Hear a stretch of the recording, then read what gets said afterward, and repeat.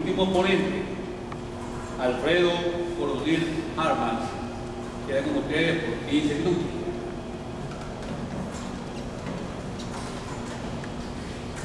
Buenas tardes, queridos amigos.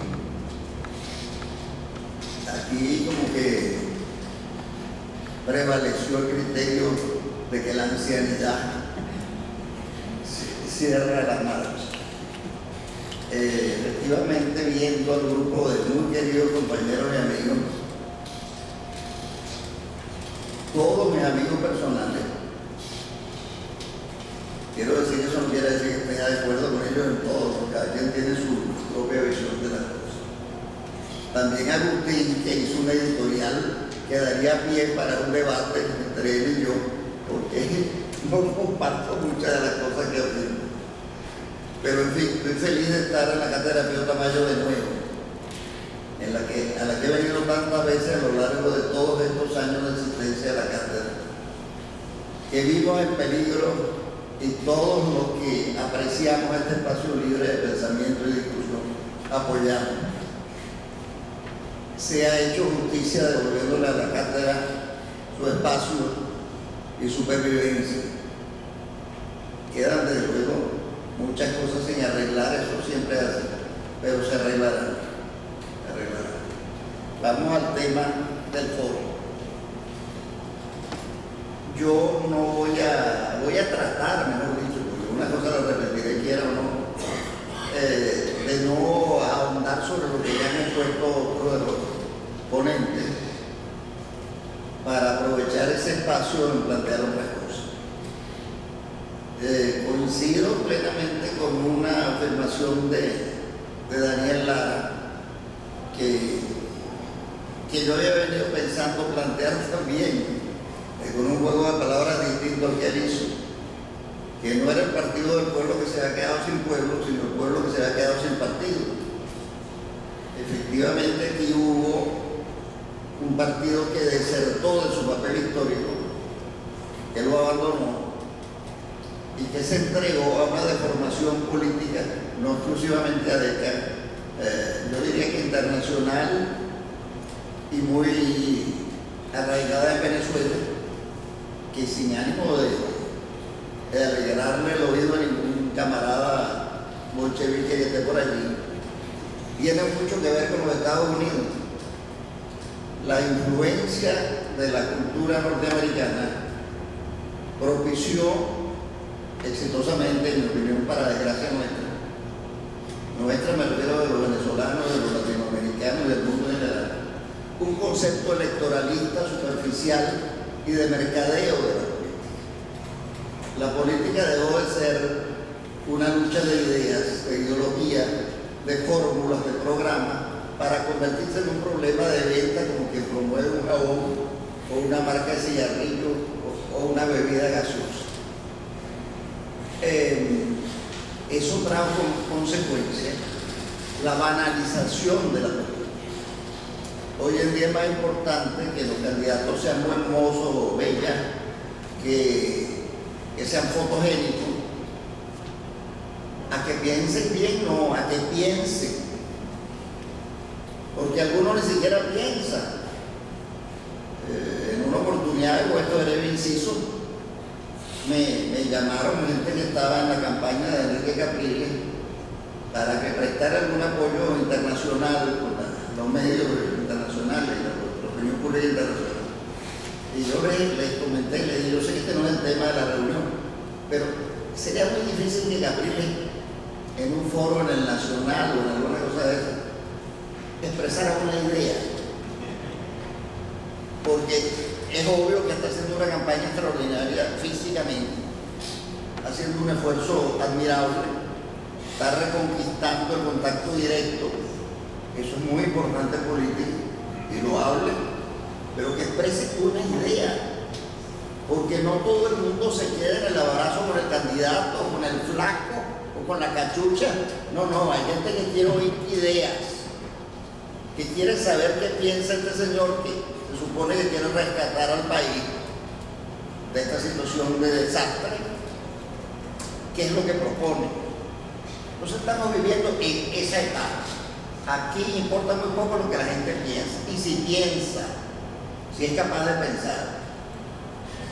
Creo que ese electoralismo muy gringo, sigamos halagando a los comunistas, muy gringo, muy yanqui, que a ellos les funciona muy bien.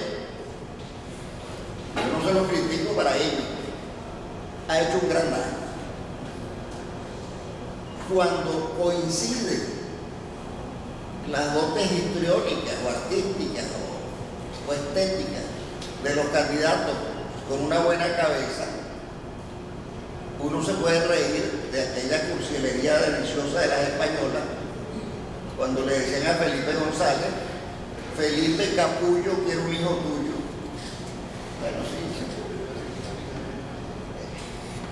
Entonces, pero detrás de eso está un señor formado en Lovaina, un tronco de abogado, un hombre con una cabeza muy bien organizada, y un político que hizo un gobierno de primer orden. Eso no importaba. El piropo, llamémoslo así, cursi,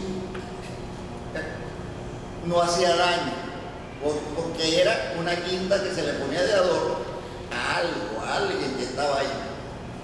En Venezuela se llegó al extremo, no. Aquí no importa que haya algo ahí. Es la Miss Universo, exitosa en un municipio donde es imposible no tener éxito, a menos que sea Maduro. Yo creo que el único que no podría ser alcalde de Chacao es Maduro. Pero fuera de eso, cualquier ser humano, cualquier ente, tendría éxito en Chacao.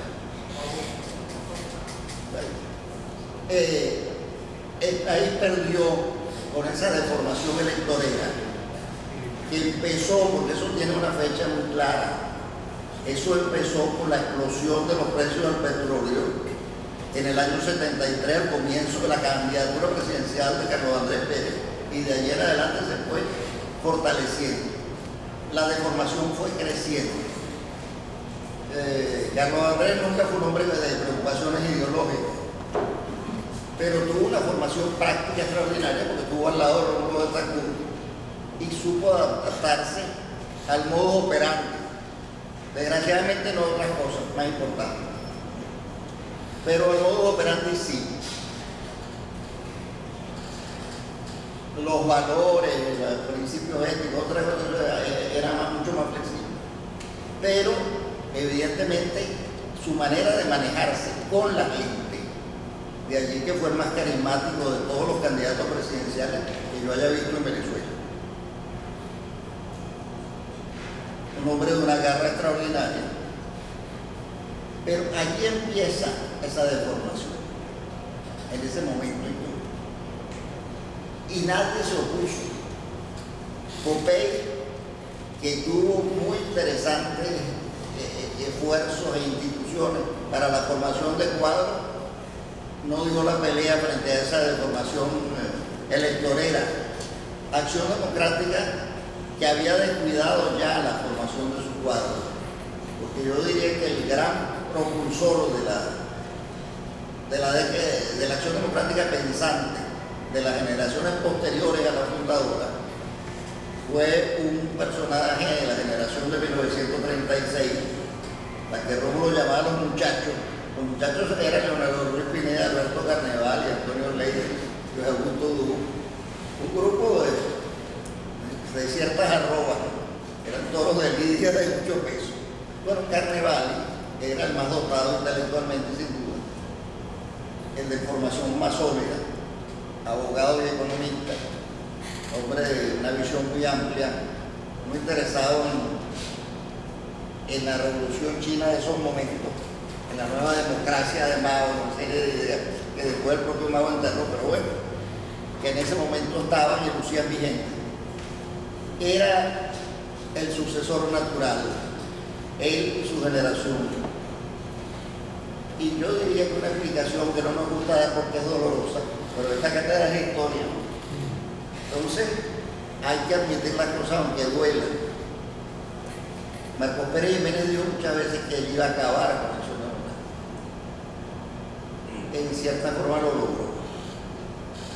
No acabó con la Acción Democrática numéricamente. La pervivencia de un grupo de fundadores ilustres le permitió continuar, pero liquidó la generación que tenía que sucedernos. Entonces pasamos de un grupo de dirigentes que se enfrentaban al líder. Rómulo fue emplazado públicamente en una convención del partido para saber qué había ocurrido con Jovito Villalba y por qué Jovito se había tenido que ir del PD.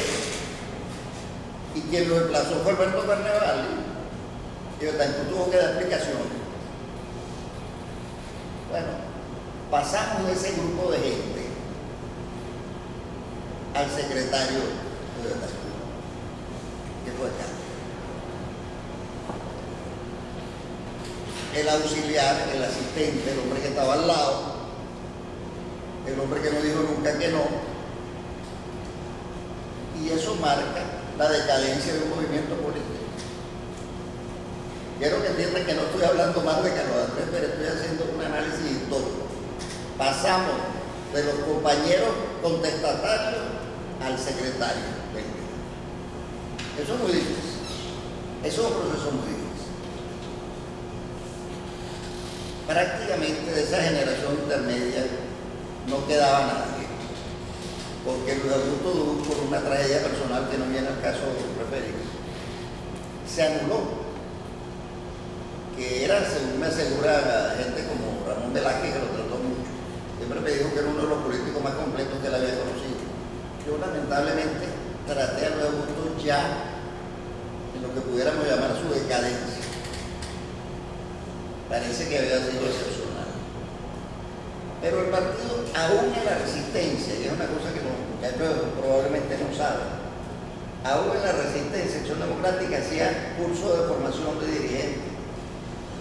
Las células clandestinas de Acción Democrática discutían los problemas nacionales. Las políticas que adoptaba el CEN eran consultadas con las limitaciones naturales de una clandestinidad. Pues evidentemente no se puede hacer una asamblea como esta.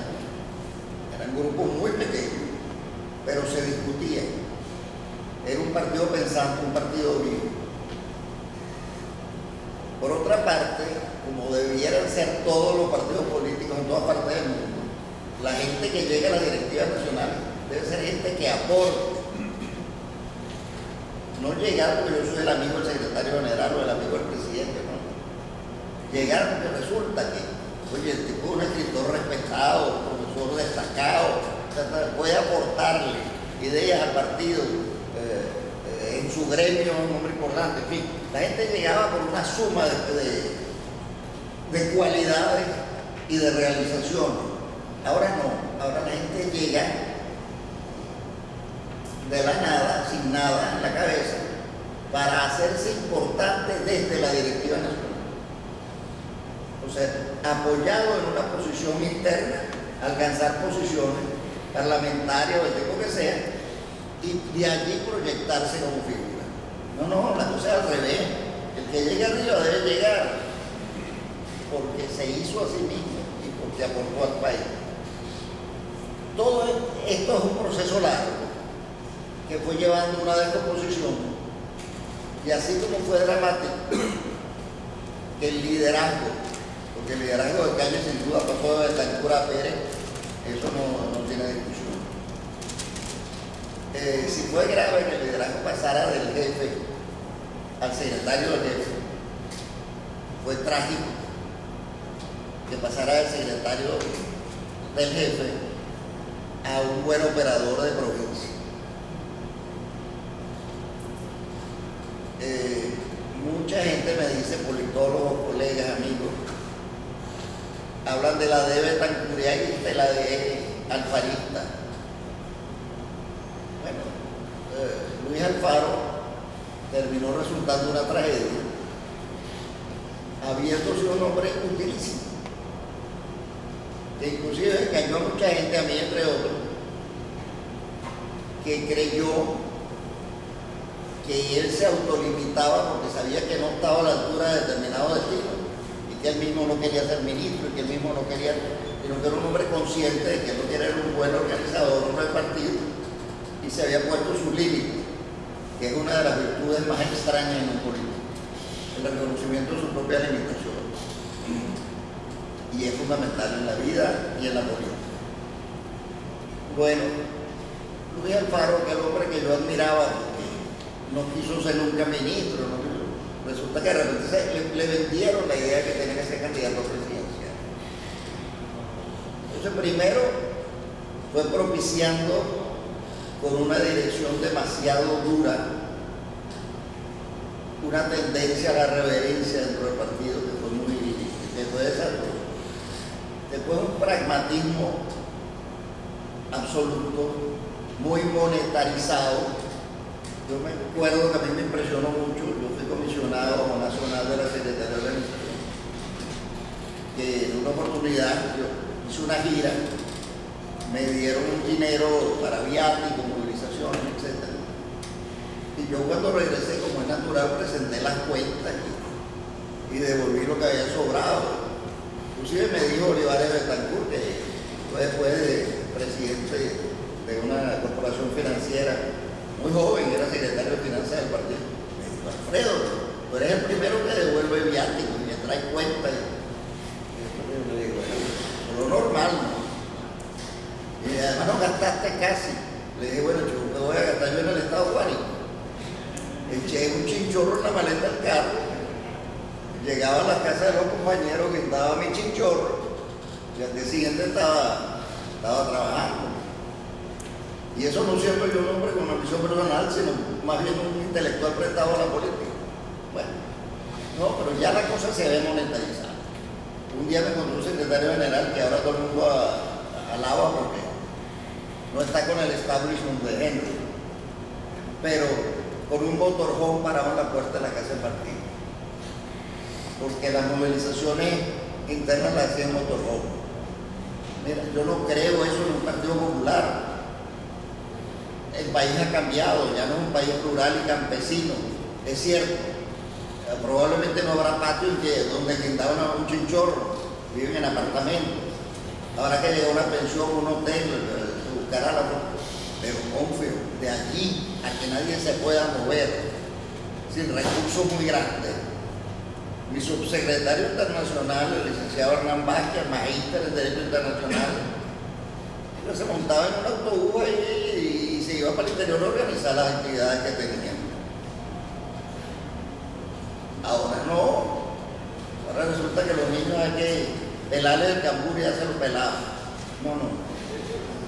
Yo creo, y espero que del debate, porque ya Agustín me informó que estoy en el borde del precipicio, surgen otros aspectos. Además creo que estuvieron bastante completas las intervenciones de los compañeros. Quiero simplemente, antes de terminar esta intervención inicial, decir con toda responsabilidad, porque lo viví, en Acción Democrática no hay democracia interna. La última elección de base que se hizo en el año 99. De allí en adelante la práctica fraudulenta ha sido igualita a la del chavismo. Yo creo que hay que tener autoridad moral para dar la pelea política. Y bueno, mis queridos amigos, pregunten lo que quieran a quien quieran. Adelante.